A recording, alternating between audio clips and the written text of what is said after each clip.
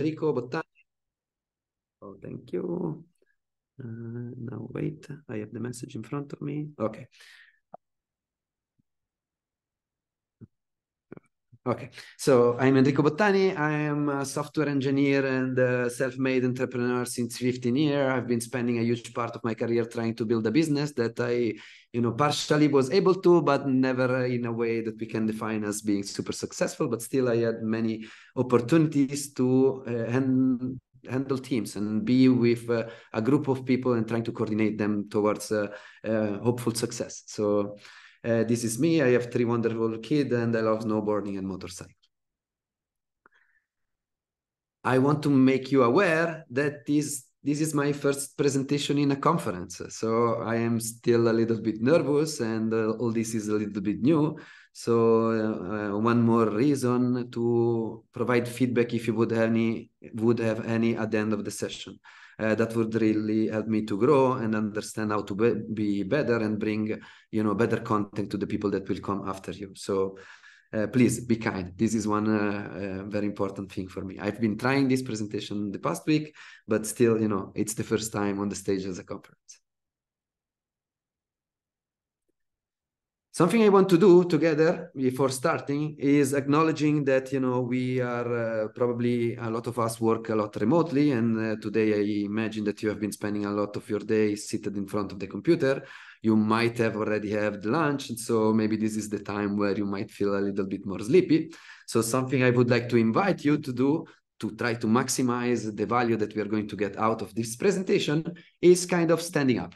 So I would like for you, to take a moment, stand up from your chair, maybe shake your leg, maybe do a little dance if you feel like it, and, try to make sure that the blood in your veins is going around, it's bringing oxygen, especially to your brain, so that you can, try to get the most out of the next 40, 45 minutes that we are going to spend together.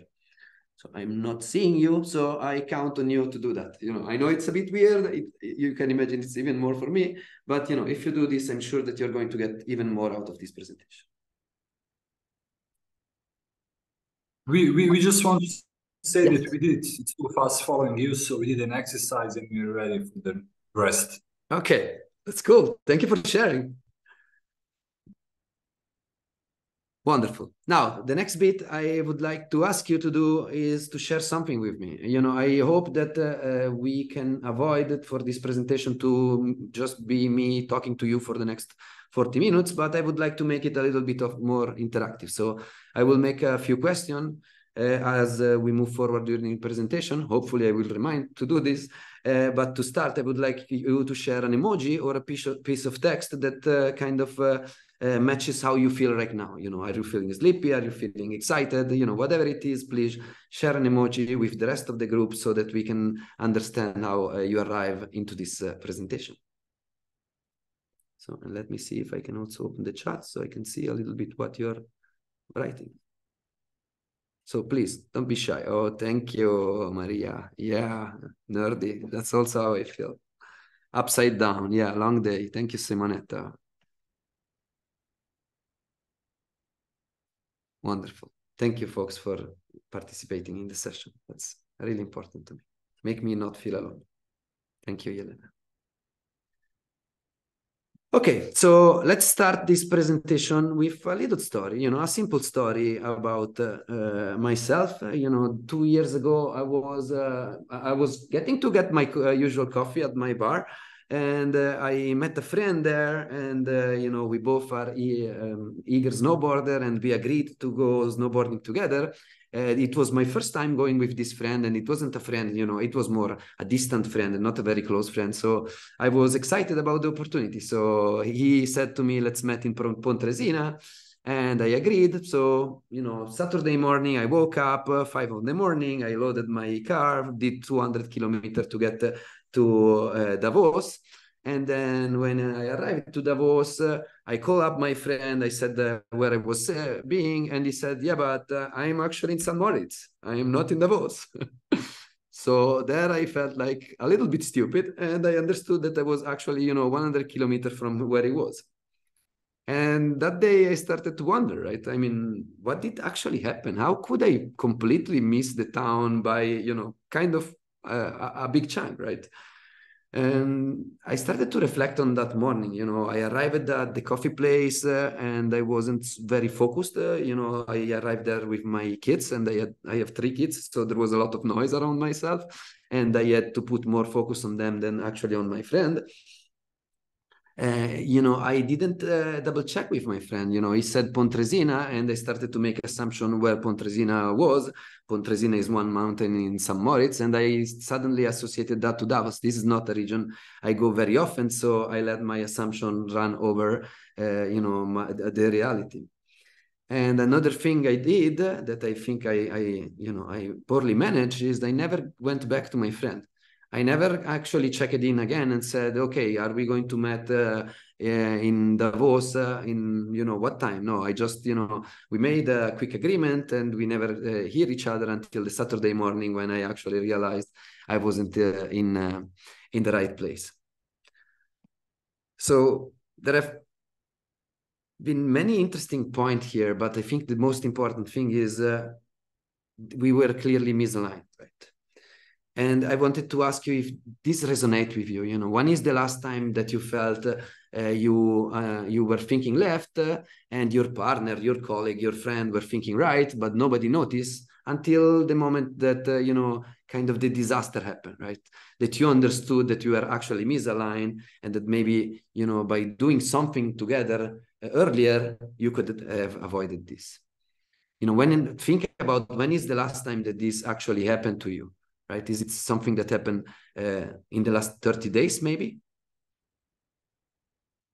I'm pretty sure that many of us can relate with this feeling. I had this experience here today. Thank you, Joanna.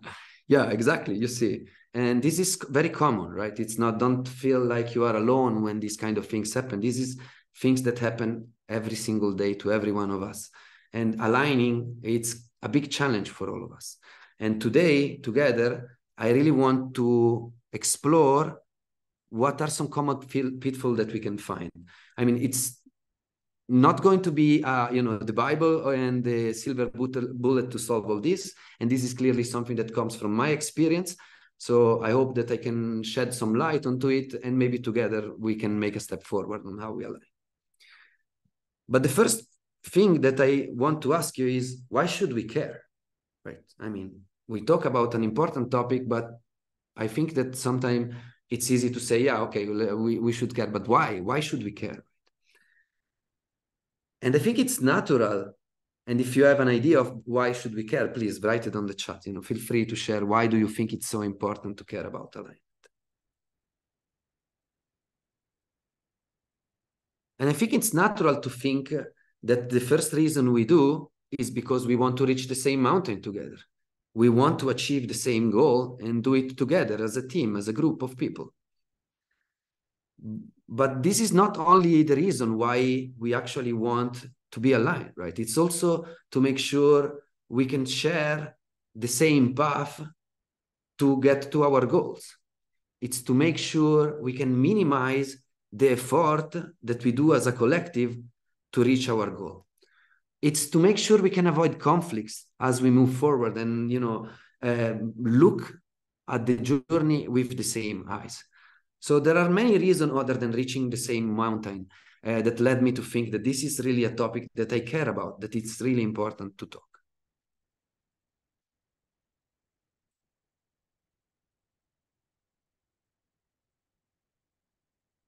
So how are we going to address the topic of not being aligned?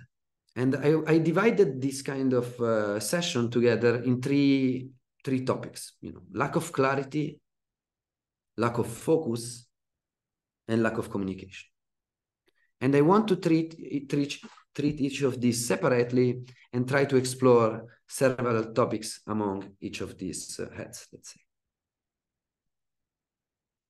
So let's start by lack of clarity. I think it's probably the easiest for all of us, or at least it was for myself, to think about the problem at hand. So what problem are we actually trying to solve? Are we clear about it? Are we clear that we need to get to Pontresina, and what is Pontresina, right? Are you sure that the problem that you are trying to solve is the same problem that your peer are trying to solve?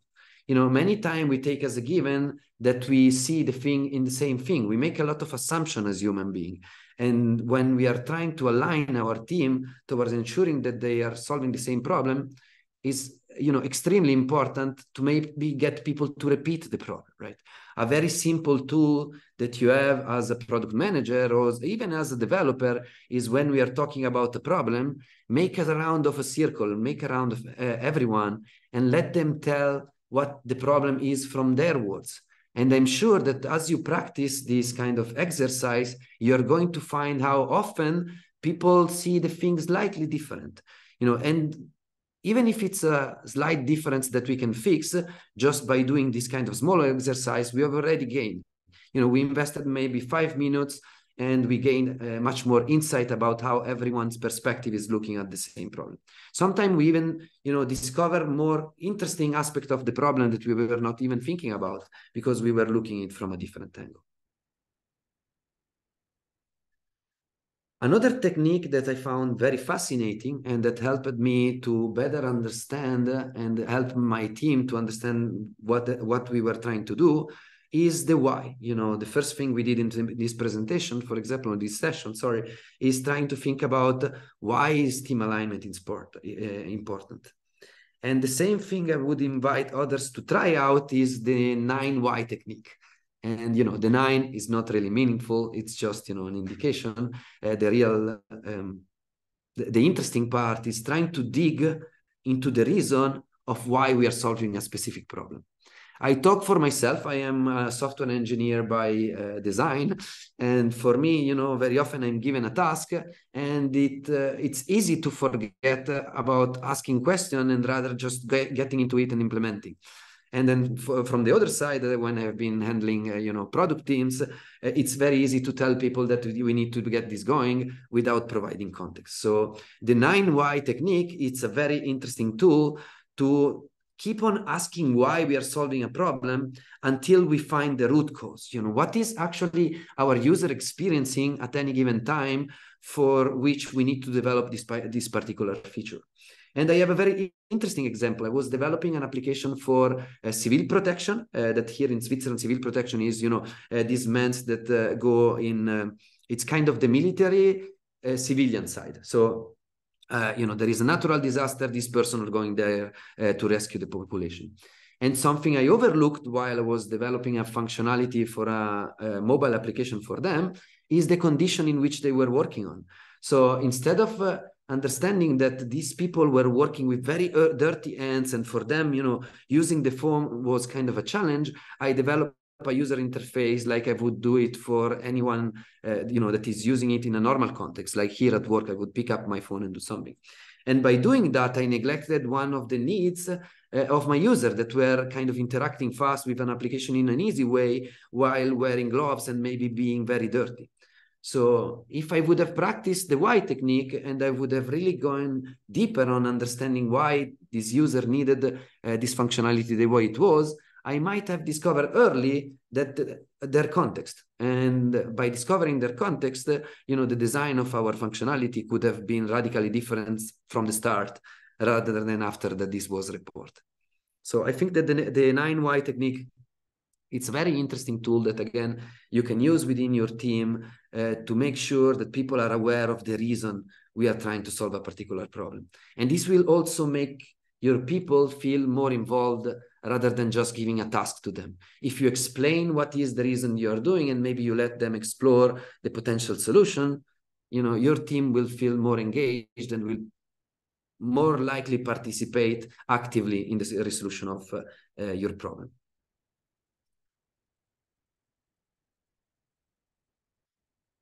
So let's now move to problem and solution spaces. As a young engineer, I found myself very often in a room where a problem was presented and my first instinct was trying to provide a solution, right? I mean, I think that many of us in this room can share this. We see problem, we want to solve them, right? It's kind of our instinct as a product or software development. But what we do when we react and try to find a solution before really understanding this problem, it's kind of anchoring all the people in the room to the solution we are proposing. So we are kind of narrowing down the space of possibility that as a team we can take on to solve our problem. So this is why in recent years, I have been learning this technique or this good habit, this good practice of separating even physically the problem and the solution space. And this means create separate session with your team and make sure that on one session, you just focus on the problem, you discover the problem together, you make question, you maybe invite somebody that is experiencing the problem, and you just focus on making sure that as a team, we understand what is the context and problem we are trying to solve. And then leave a little bit of space. Don't rush into, making this session one after the other. Let the people the time for their brain to process about the problem, to digest the problem, make sure they really see it.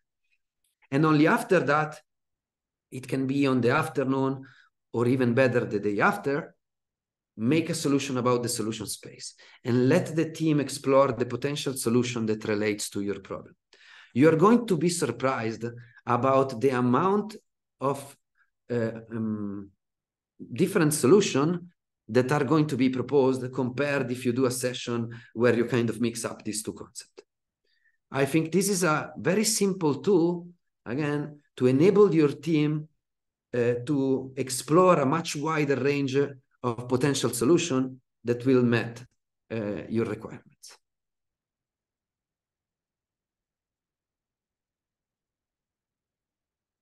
Let's slowly move away from the problem space and focus on another very important tool that we use on our day-to-day basis. I mean, I'm sure that everybody of you is, having their agenda full of meeting, right? And we use meeting to ensure that we are aligned with people, to make sure that we discover the problem, we find the solution, that we agree on how to refine our user story, to agree on what is important that we are missing. So I think meetings are such a big aspect of how we operate. And I believe that many times we might not give enough attention to them. We take as a given that a meeting is a meeting. We go in and we just, sometimes we just attend to it, right? We are just letting ourselves go through the river. And something I would like to ask you and to be, aware of and mindful as you move forward, as somebody that organized the meeting, but as well as somebody that is participating to the meeting, is finding out what is explicit and what is implicit. Are the prerequisites of the meeting clear to all the members of the team? I work right now in an environment where very often the people write messages together with the calendar invitation. But I found myself more and more in session where people didn't even read about it, right? Because you need to kind of dig for this information to look into it. When you reply on your calendar, you just see the title and you can reply, you see the time, but you don't really see the description unless you go onto it. So as a meeting organizer, what I'm doing now is even if I put this information in the calendar, I'm going to make sure to openly communicate to the participant of the meeting, what are the prerequisites? Do you need to read something about? Would you have to look at a particular piece of code so that we can discuss about it? And I want to make sure that it's very explicit that, what I expect the people to be doing before entering the meeting. At the same time, I have found myself in company where, for example, we have, daily stand-up. And it feels like the daily stand-up has just been there forever. And I hear people saying that they are not even sure what this is about. And this led me to think about, okay, are we clear about what are the goals of our meeting? Are we clear that, for example, for me, when I'm having a daily stand-up, the goal is understanding the blocker that my team is having so that I can help them to unblock them. And I think that this is something that is also overlooked very often. Maybe for big meetings, we want to make this sure, but for our day-to-day meeting, we many times have goals that are implicit. And at the same time, do you know what any of your meetings outcome is? Do you expect from this meeting to get out with a document, with a list of user stories that are refined, and with, a prioritization of the user story so that we know what to tackle? I think it's extremely important as a participant as much as the meeting owner to make explicit these three aspects of this meeting. What do you expect from people to do when they come in? What do you expect to be the goal of the meeting? And if there is anything that we are going to take out of the meeting, that we are going to produce in the meeting, that not forcefully, it's completely aligned with the goal. Sometimes the goal and the outcome are not the same, right?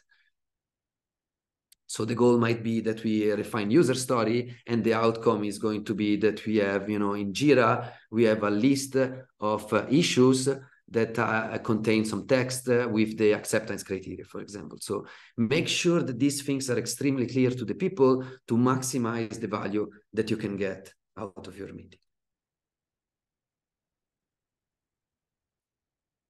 Something that I also want to remind you, and I also remind this to myself, is that each meeting you have a cost. And sometimes it's easy to overlook how costly are those meetings. So, I found a very interesting tool on the internet, and you can find many, it's called meeting cost calculator. Oh, wait. I'm not sure if let me make sure I'll share my full desktop. Okay, so now you should see it. So, the meeting cost calculator, you can find many on the internet. It's a simple tool where, you can put the average salary of the people, let's say is 80K, very senior engineers in the room. And maybe, you have a larger group, that meets every week for any reason.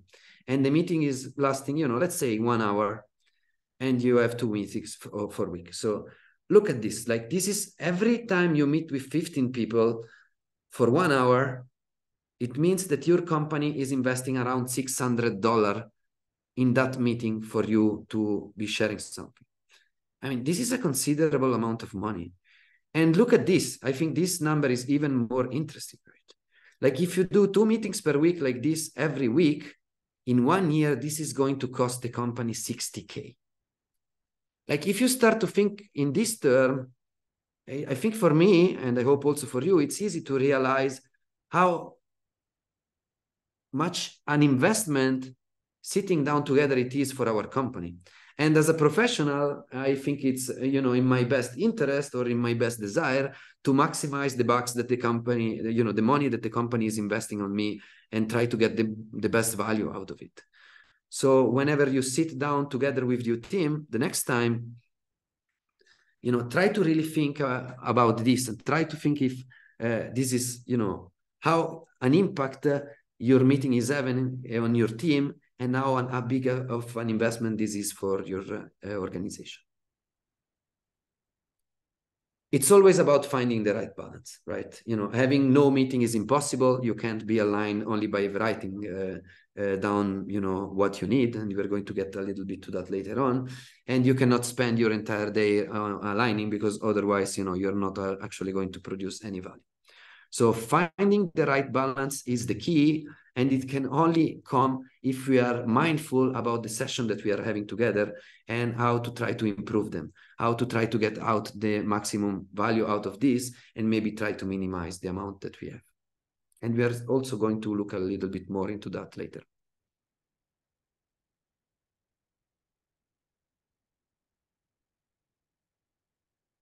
The third aspect I want to cover about the lack of clarity is documenting your finding. How often have you been, absent from one meeting from one reason to another, just to discover that there were very important things that were discussed, but there were actually no, trace of that that were left for you to kind of, get back in sync with what was discussed. And this is very common, right? Because very often, not very often, but it might happen that we forget to document important information of what has been discussed. We live in a very digital world. We live in a remote world where we use a high number of tools. In our company, we are daily using the email, Teams, we are using Jira, we are using Confluence, and we are very often using Lucidchart.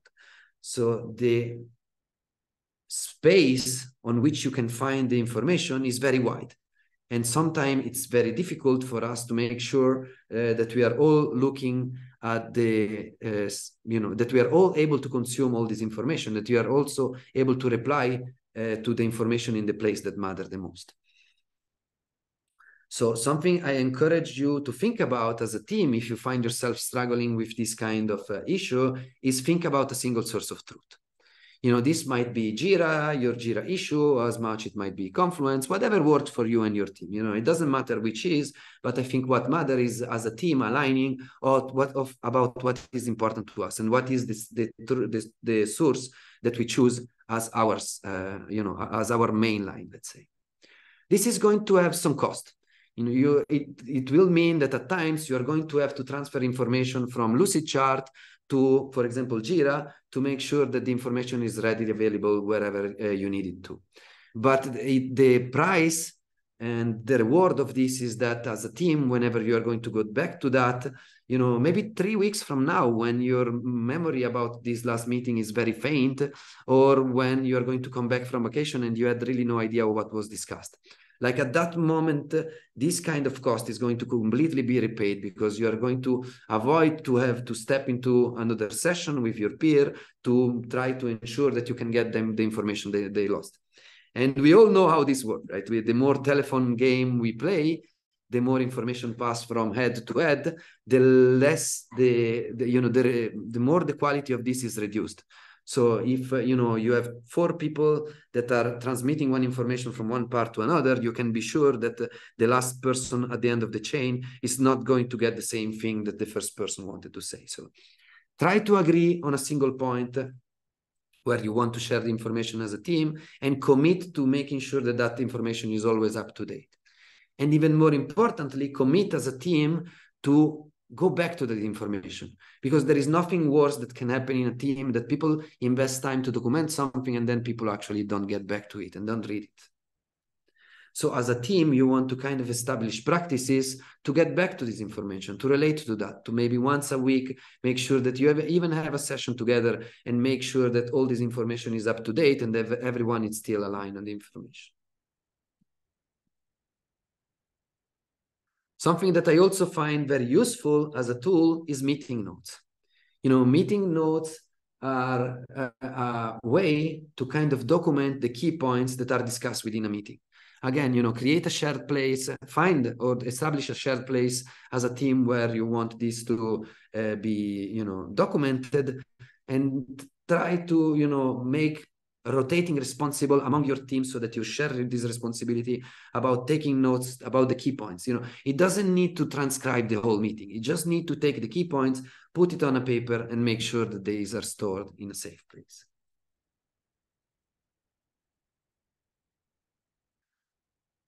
So let's move a little bit away from the lack of communication, and we move now to the lack of focus. And when I say lack of focus, is also about making sure that we focus on the same thing. And I have learned this concept that was kind of fascinating to me and that I overlooked for a grand part of my career. That is what I now call the gap issue. And, within a team, there is a very diverse set of people very often, right? We have different background, we have different experience, we have different knowledge, we have different roles, we have different emotion and state of mind. Like there is so much diversity in our teams, and this can be easily overlooked. And all this diversity means that there is a gap between me and you when we are trying to communicate. And what we want to make sure as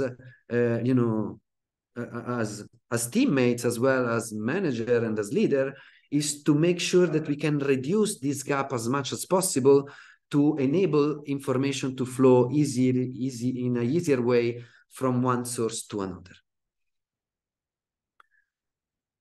And how can we actually close this gap? What are some low-hanging fruit that we can take to reduce this gap and make it a little bit easier to exchange information? Clearly, we cannot expect people to gain knowledge from one day to another. So are there easier fixes?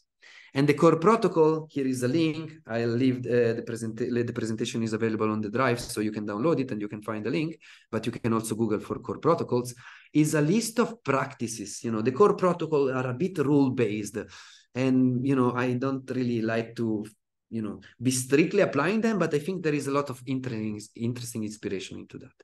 And one practice that I really enjoy about the core protocols is the check-in. The check-in is the most simple tool you can have within a team to kind of reduce this gap. And it goes as, you enter in a meeting, and at every meeting you have, reasonably, so you ask the people that attend the meeting to share how they are. How do they arrive at the meeting? And I'm not meaning that I arrived by car, but I mean, what is the state of mind that you have in this moment as you enter the meeting?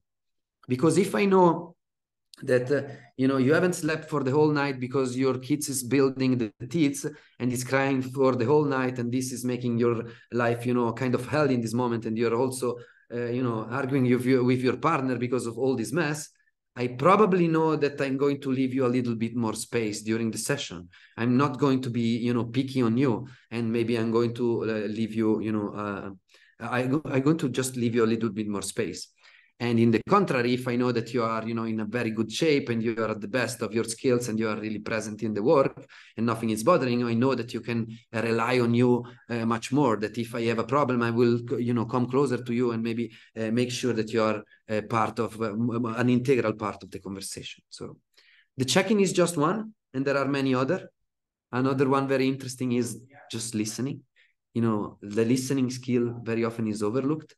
And sometimes we feel we are not focused, but maybe the reality is that we have not been listening enough to the people that are around us. So I think this is a very interesting rule set. Have a look. I would argue that maybe it's not something that we should apply strictly as it's explained there, but there is a lot of inspiration. Find what works for you and for your team. And the last thing I want to talk about, what I think it's some low-hanging fruits, is culture, values, how we work together. I'm sure that your company is aware about what they think their culture is and their values. But is your team, and are you aware of this? Are you sure that every member of the team can, kind of say what are the main values of the companies? You can do this exercise not also on an organizational level, but you can kind of create, your subculture within your team. It's not that this needs to be completely different from the company, otherwise something might not be working well. But it's okay if values are, a little bit shifted within your team according to the people you work with on your daily basis. Make sure that within your team you establish how we work together. I think this is the first thing we should be doing whenever we jump into a team. It's create a document. Write down what do you think, what do you care about as a team, and what is important to you. In our team, for example, we agree that open communication is something that is very important to us. And this leads us to ensure that we don't communicate over private chat, but we use our shared channel to communicate about important messages so that everyone is aware about what is happening. Or for us, it's simple thing as being respectful and empathic with your colleague, trying to understand where they are when you speak with them, and trying to, be kind to them, even if you disagree with them. Those are a set of tools that are incredibly simple to implement. You don't need, a doctorate degree to implement these things. And it's something that as a team you can do in a week. You can, co-create these things together, agree on it, and then leave them there. And what is most important is do not forget them. Periodically, maybe once per month, once a quarter, go back to them. Make sure that these are still matching what you and your team believe in.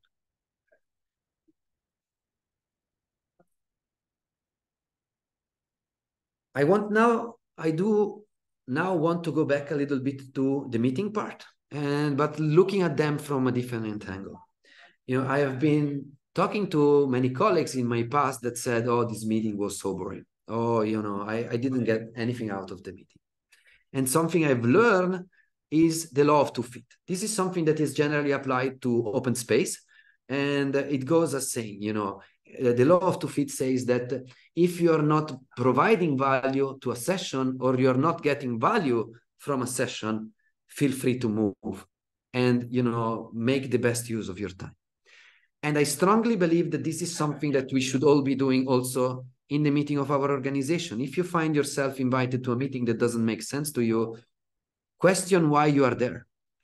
Kindly communicate to your team that, you know, you don't think that you're bringing or getting anything from this meeting, so you're going to get to invest your time in a different way.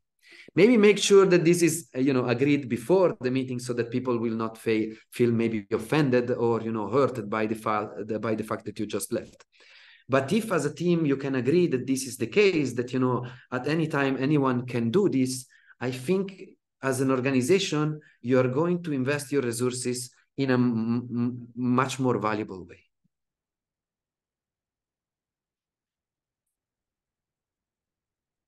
The next part of this, you know, and I think it's a topic that goes hand in hand with the law of two feet, is opportunity cost. Opportunity cost is a concept that comes from economics. And the idea behind opportunity cost is that, you know, if I'm going to invest my money into buying, you know, into going to the casino repeatedly, I won't be able to invest this money to buy a house. And the same is true about your time, you know, within the company. And we know that time is the most limited resources that we have. It's the most scarce and the one that we need to be paying more attention to. So opportunity cost help us to understand what are the alternatives, to evaluate these alternatives and make sure that whenever we make a decision about how to spend our time, going to a meeting or developing a feature, refining a user story, we are aware of what other things we are not doing by picking the thing that we are picking. And if you start to be very mindful and conscious about, you know, the alternative and your kind of selection, you are going to really maximize the value that you can generate with the time you spend in a company. Most of the time, as you're going to grow up in your career, you are not going to have time to do everything that is on the table or that we wish to be doing. So it's going to become more and more important for you to understand how to invest your time wisely. And I think the opportunity cost provide an interesting framework to do exactly that.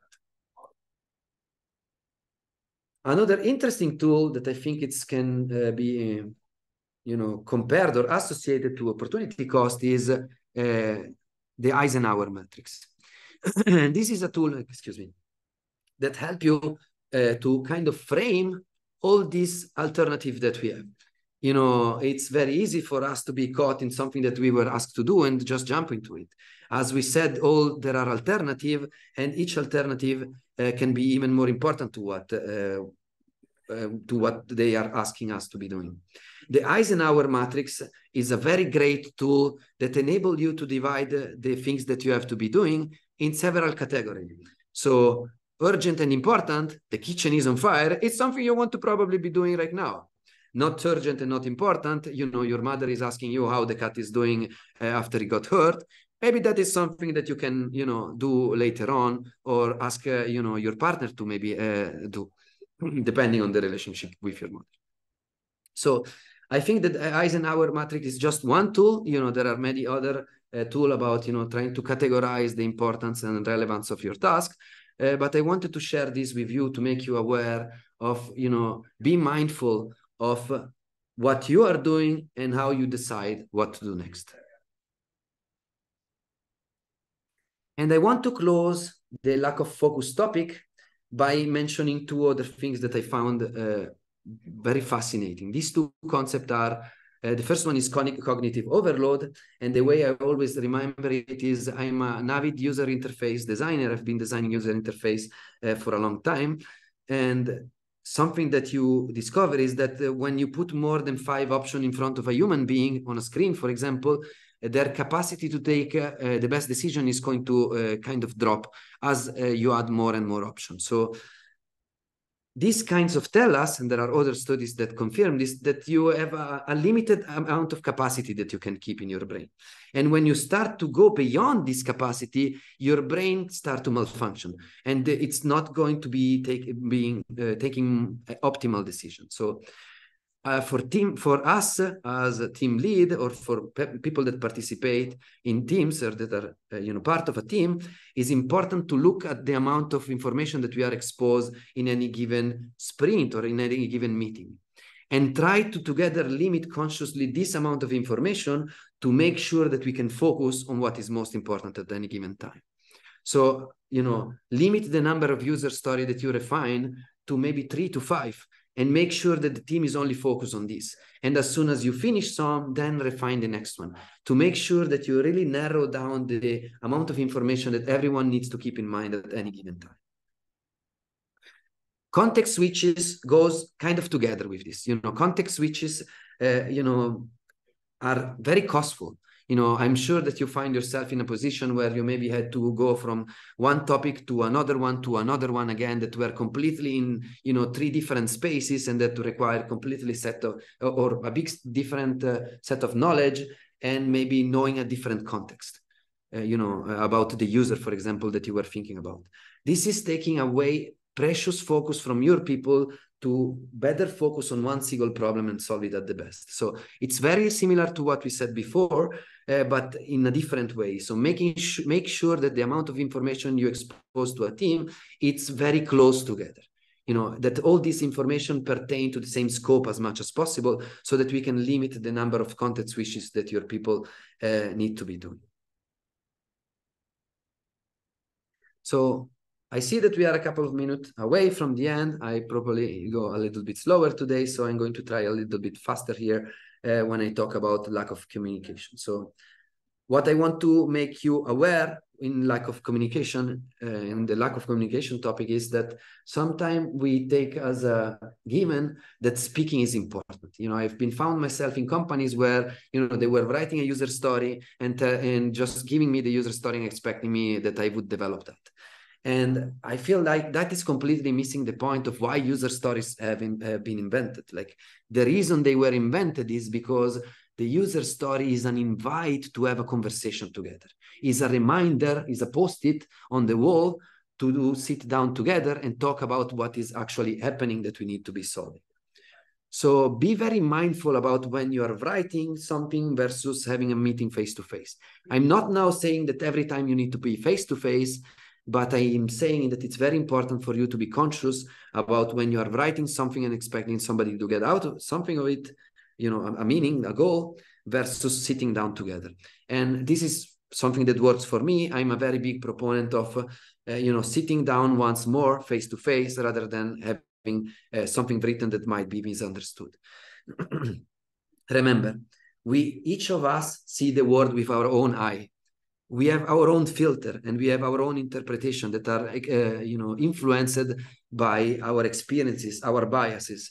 And so only sharing something by written, it's very prone to be misled. It's already difficult to convey an information face-to-face, and writing something down and expecting somebody else to understand it, it's even more challenging.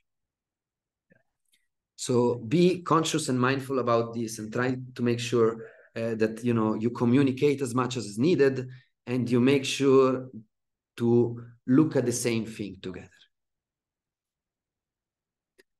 So this is the last slide. I promise I'm going to be late only about a few minutes.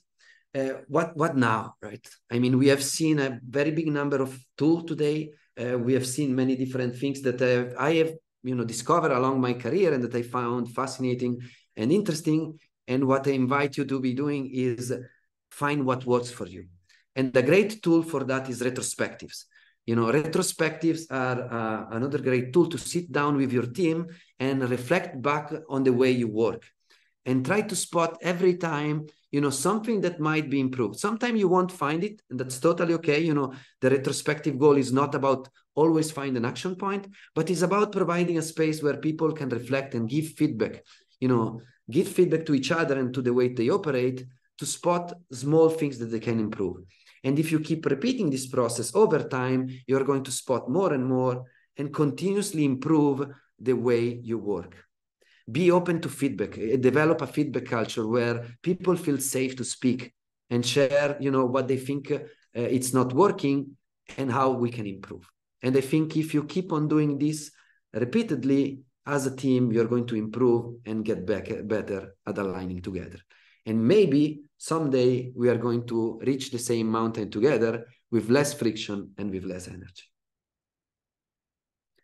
Thank you so much for being here with me. This is my email. You can find me also on LinkedIn. Feel free to connect. If you want to share a feedback, I would be extremely grateful for you of doing so. It's going to allow me to, make even better presentation in the future. It was a big pleasure for me to be here with you, and I wish a good rest of your day. Thank you. We have a time for a question. If somebody has a question regarding the presentation, and also in chat, you can find the voting link for a fast feedback with the 3 words, please.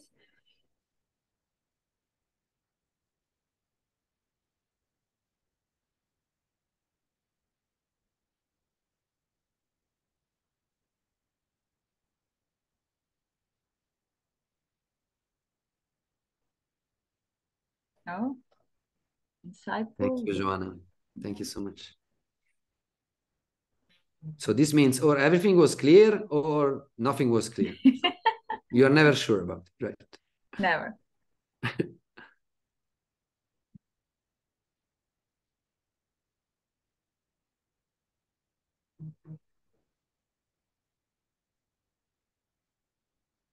Thank you, clear. Yeah, very good. Grazie. Okay, folks. So I guess nothing is in our head. Probably, the day starts to be long, and we want to take a little breaks before the next meeting. Yes, so, thank you. Yeah, thank you. It was nice being together. Thank you. To meeting you Thank again. you for participating, and see you in a few minutes in next session. Thank For you. today. Thank you. Bye, Elena. Bye. Bye. Bye. Bye. Bye-bye.